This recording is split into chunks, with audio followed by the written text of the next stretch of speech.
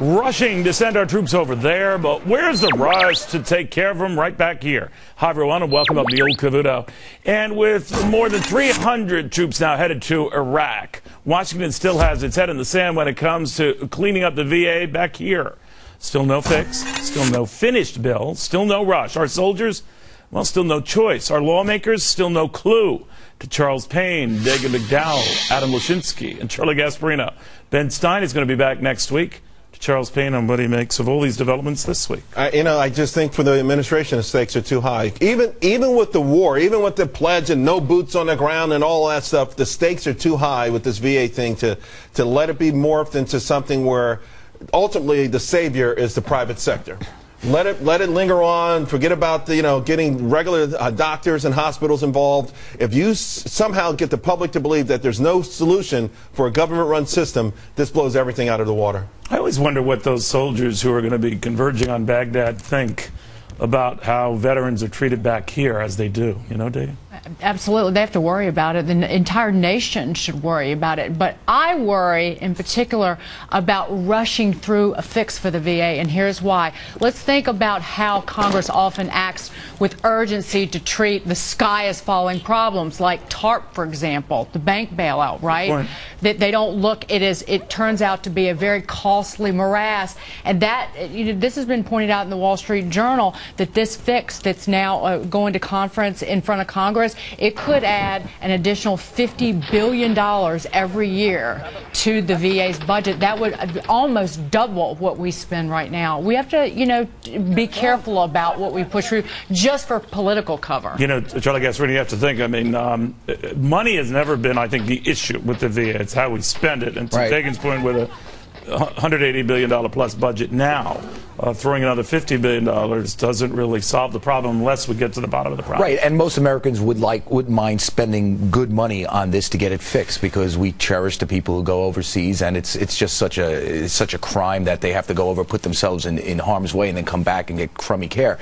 I will say this, though, I kind of disagree with the premise of your question. We didn't really rush over there. This is part of the same problem.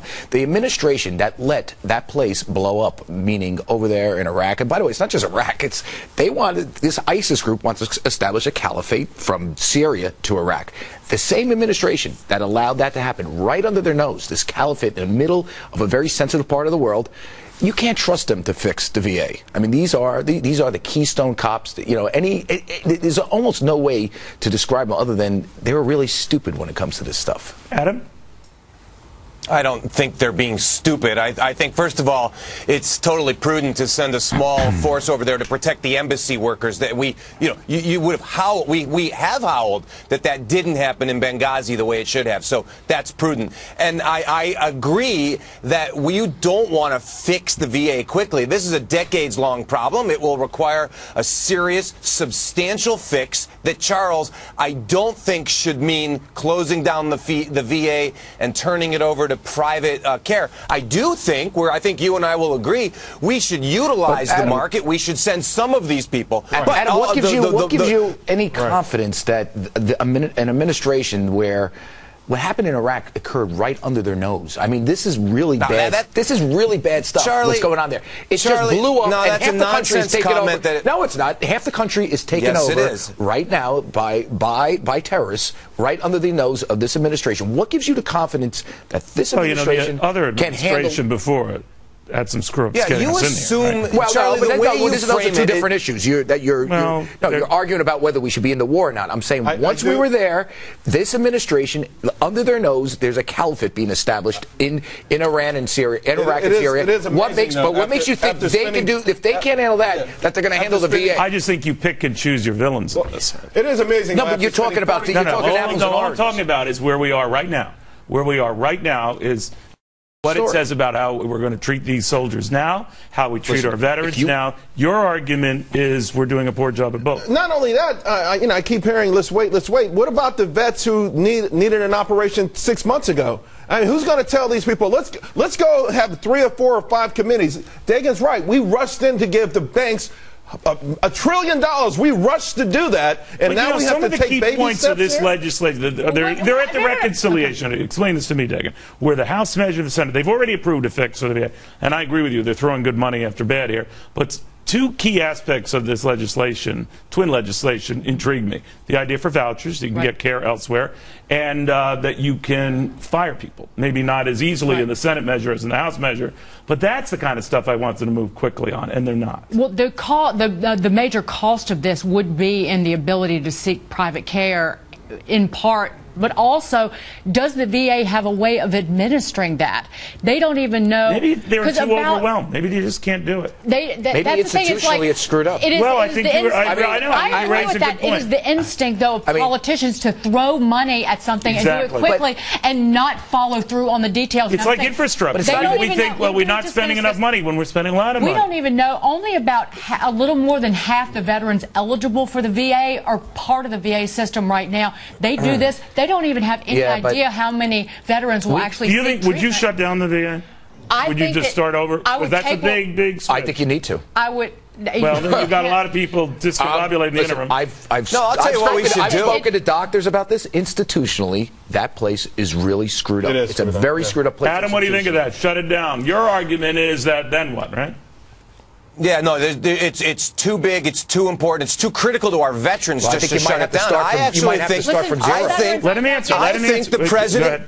I think the president should act. Our president is a big fan of executive orders. I think he should issue an executive order on some of the things that you mentioned, Neil. He should allow vouchers to be used. He should allow incompetent doctors or incompetent administrators to be fired. That would be an excellent thing. To see, but I don't think if it's ever calling for a Simpson Bowles committee, study, it's the VA. Oh man, so let's do it. Let's make it better. Why aren't they doing it? I mean, I agree with you, but we don't have a lot of time here. These, a lot of these soldiers, these veterans are killing themselves at the rate of 20 plus a day. That's the problem. And we don't have time for a study. Wait. What are you going to do? You're just going to throw money. Well, you were the one who just said shut down the VA. I think you have to institutionally change it. The only way. I know, but you just said have a study, and then you also said shut down the VA.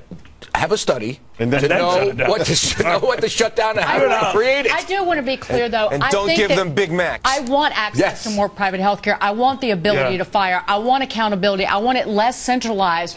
You've got 10,000, 11,000 people centralized making decisions for all these different regions. That there's certain things that we can do quickly and certain things we can do long run to make sure that these millions of veterans are treated the way they deserve to be treated. I do like the idea of an executive order. I'm not a fan of these executive orders, but at least have one that would be effective and helpful to veterans. Could you imagine an executive order? The president signed an executive order to fire federal workers. Yeah, oh my God. That won't happen. That won't happen. But Adam mentioned it's a good idea. There's one guy, Yeah, 2 Fox News alerts. The fact that Adam mentioned it, and the other one would forget about it. But we do realize nothing's going to happen.